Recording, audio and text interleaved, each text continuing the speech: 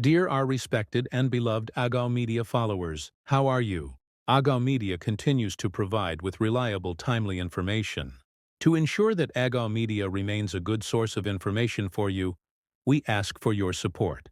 If you are new to Agaw Media, please share, like, and subscribe to help spread the information to many. Now let's dive directly into the news. Amhara Fano expands military training in Agaw Awi Zone, districts of Ayehu Gogusa and Jawi. The training camps are situated in extensive areas along the Abay Desert, with specific sites named Bako, Buk, and Haret identified as key locations. These camps are said to function as command and base stations for the group, which is described as extremist. Local residents indicate that the area is currently under the control of Fano, and it has been confirmed that military training is being conducted at these facilities for a duration of 3 months. Reports suggest that the camps are secretive, with visits from Fano trainers, brigade leaders, division leaders, and political officers who engage in communication and planning. As a result of these developments, many residents of Ayehu Gwagusa Woreda are expressing concerns to the government regarding the implications of these military activities in their region. A regional conference titled Tigray Advises is set to take place in the Tigray region, aimed at addressing political differences through dialogue and negotiation, following directives from the interim administration.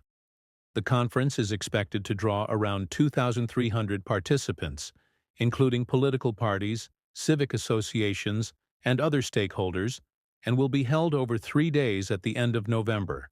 Despite the Ethiopian national dialogue process nearing its conclusion, officials have noted that the people of Tigray remain unrepresented. Chief Commissioner Mesfin Araya highlighted that the challenges facing the dialogue are primarily political. Additionally, the Tigray Diplomatic Advocacy Council, Europe, TDACE, has alerted EU foreign ministers about the potential for renewed conflict in Ethiopia. They pointed to recent drone strikes in the Afar region by a group identifying as the TDF as violations of the Pretoria Agreement, raising concerns for civilian safety in Tigray and the broader Horn of Africa. The Council urged the EU to leverage its influence to prevent further violence and protect civilians. At least 5 Ethiopians killed in South Africa in 1 week. In a troubling surge of violence, at least 5 Ethiopians were killed by gunmen in South Africa last week, with incidents reported primarily in Johannesburg and Durban. The United Ethiopian Community Association in South Africa and local community groups have condemned these attacks, labeling the perpetrators as criminals targeting vulnerable immigrants. The recent killings are not isolated.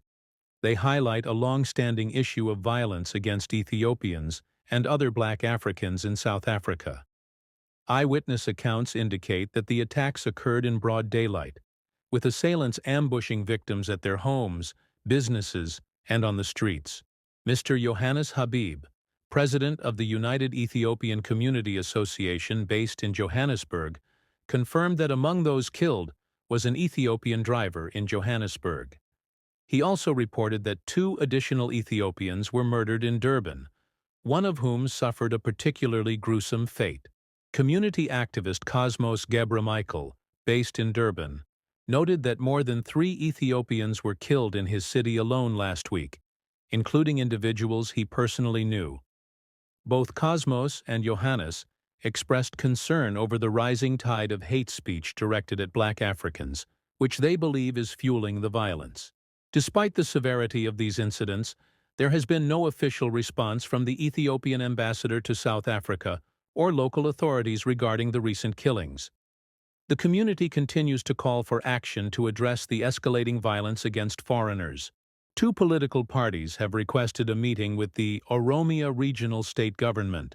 The parties are the Oromo Liberation Front, OLF, and the Oromo Federalist Congress, OFC.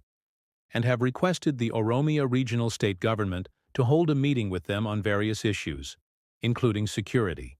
In a letter of request dated November 9, 2018, the parties requested a meeting with the regional president, Ato Shimelis Abdisa, to discuss Oromia and the Oromo people.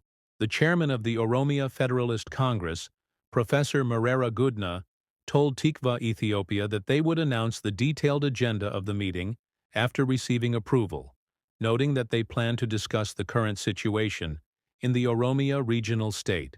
The professor said that the discussion will mainly focus on the regional peace problem and other regional problems, and that he will provide details when the discussion begins.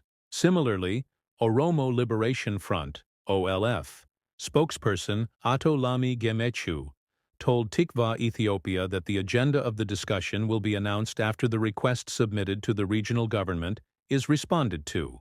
He mentioned that the peace situation in the region is at a critical stage, so it is a major point of discussion, but refrained from disclosing the details of the discussion. It is worth noting that the Oromo Liberation Front, OLF, has been holding discussions with the Oromia regional government on various issues since its return from Asmara to Ethiopia in 2011 until 2012. This is the first call by the OLF on the issue since the letter of request for discussion was sent on November 9, 2018.